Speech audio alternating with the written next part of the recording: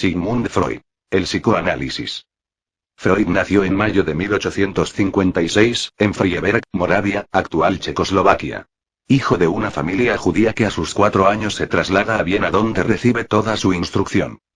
Se educó en una de las burguesías más cultas y refinadas de Europa, la Viena imperial de la segunda mitad del siglo XIX.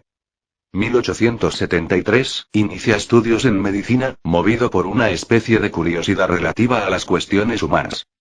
Trabaja en el laboratorio de fisiología donde investiga sobre la histología del sistema nervioso. 1881, se gradúa de médico y pasa a trabajar en el Instituto de Anatomía Cerebral. Sus investigaciones le permiten acceder a una beca de estudios en París, donde por entonces brillaba la personalidad de Charcot. Ingresa en Salpêtrière donde se destaca como alumno de Charcot con quien entabla una relación personal y traduce sus obras al alemán. Las experiencias de Charcot con hipnosis de pacientes histéricas marcan su formación. Junto a él se proponen trazar un plan de investigación en el cual se proponen demostrar que las parálisis y anestesias histéricas de las diversas partes del cuerpo se delimitan de acuerdo a la imagen vulgar, no anatómica, del hombre. 1886, se establece en Viena donde trabaja como especialista en enfermedades nerviosas. Es mal recibido por los médicos pero igual mantiene su interés por la hipnosis. Se entera entonces que en Nancy, Bernheim emplea con éxito la sugestión hipnótica con fines terapéuticos. 1889, viaja a Nancy, donde siendo testigo de las experiencias de Bernheim, recibe intensas impresiones de la posible existencia de poderosos procesos anímicos que permanecían ocultos a la conciencia. Esto marca el curso posterior de sus elaboraciones y anuncia lo que posteriormente se formalizaría en su hipótesis del inconsciente.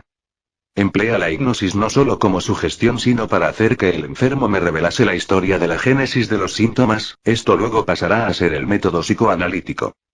De regreso en Viena comienza sus observaciones de pacientes histéricas con Breuer que intentaba curar a sus pacientes procurando una expresión verbal a la fantasía afectiva que en ese momento la dominaba.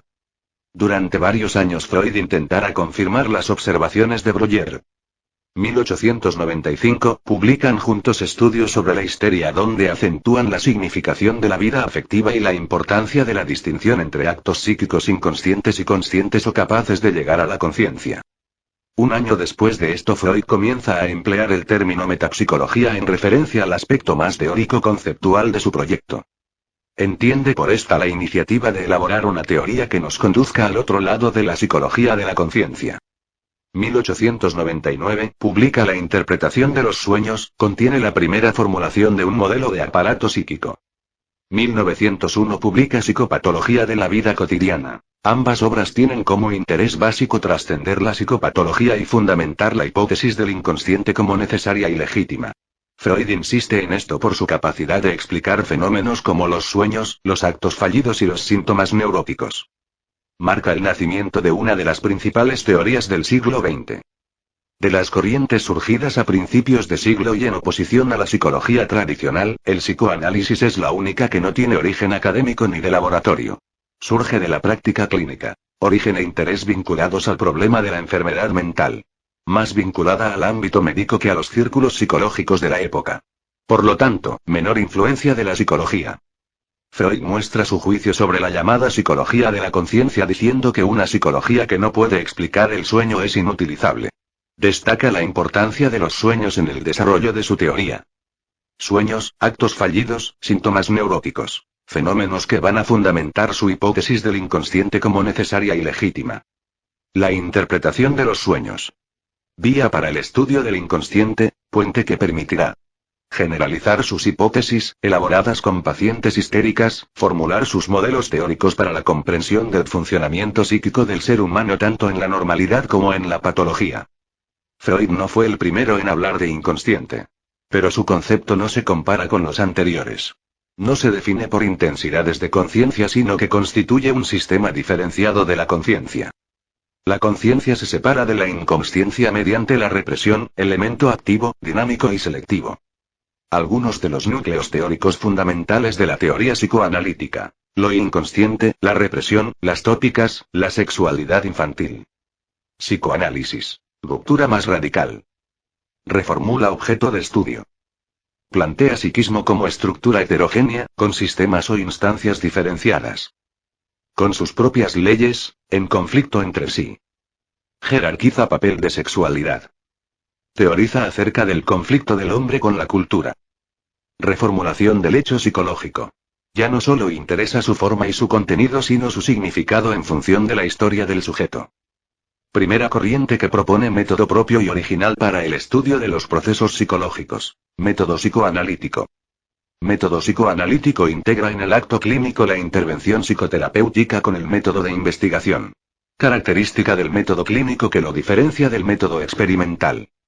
El inconsciente no es accesible a la observación directa, se propone acceder a él a través de el análisis de los que Freud denomina retoños del inconsciente, los sueños, los síntomas y actos fallidos.